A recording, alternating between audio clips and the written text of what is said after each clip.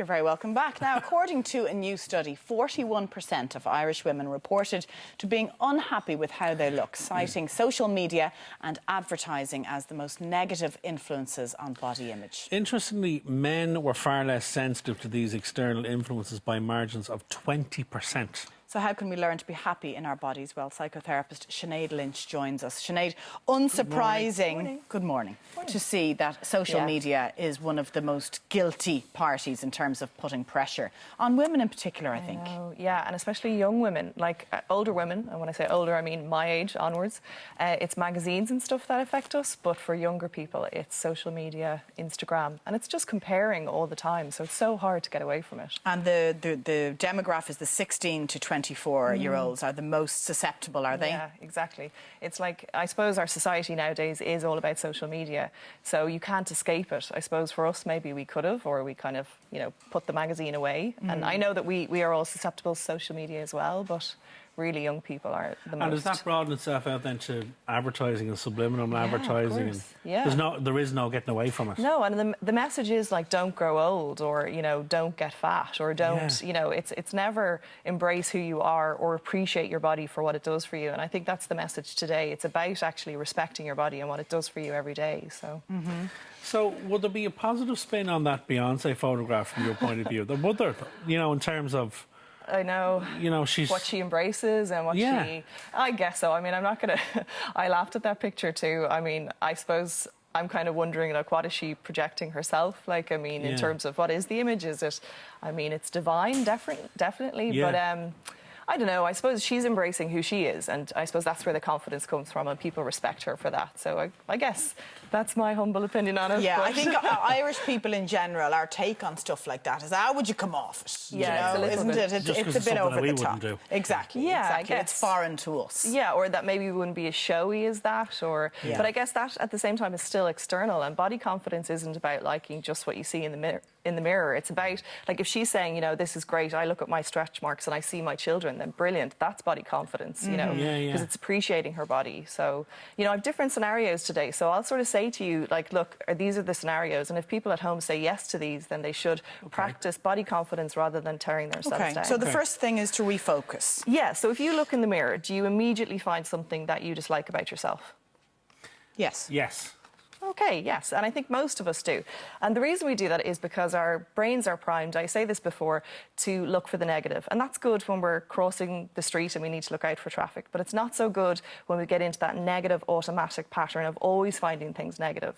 So the fast track to happiness is practicing gratitude. So if you can switch finding something that you dislike in the mirror to something that you actually appreciate, then straight away you're training your brain to find the positive. And it's a really simple trick straight off. Just like look in the mirror and say, actually, I'm going to find something I appreciate about myself, not something I find a flaw, because I'm sure other people don't find it a flaw.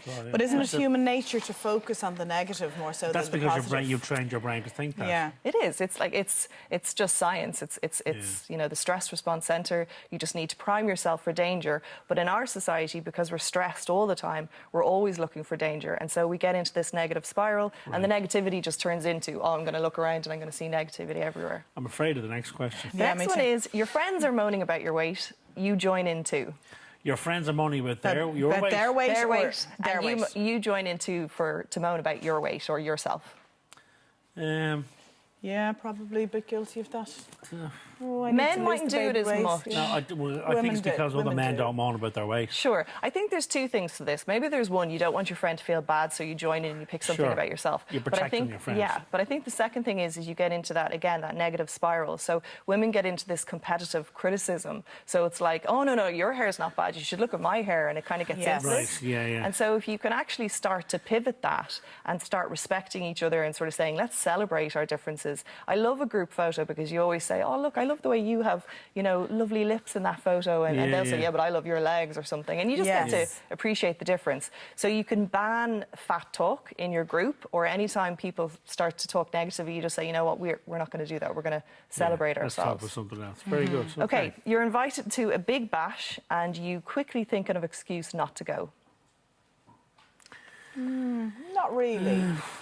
Well, that could be for various different Well, it reasons. depends on the bash, I suppose. I suppose straight off, if you were invited somewhere, a lot of people say, no, you know what, because I'm thinking of other people who are going to be there. I'm comparing myself straight away to how other people are going to look. Yeah. And you start to think of the event. So you've already moved into the future. You're not kind of living mindfully in the present.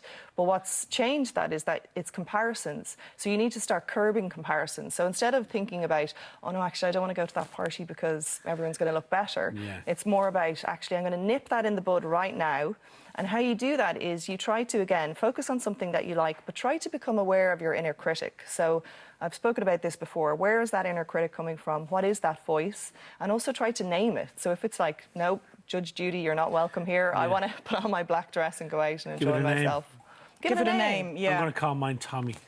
Tommy. Shut up, Tommy. Yeah, but have it Get lost, Tommy. So anytime a body anxiety comes up in your mind, what you're doing again is you're just nipping it straight away so that it doesn't get into that negative spiral of, oh yeah, and then the shoes and then the hair and then what am I going to wear? Yeah. And, Yeah. you know, that you I actually, do think a post-baby, and hopefully lots of mums out there this morning will recognise this.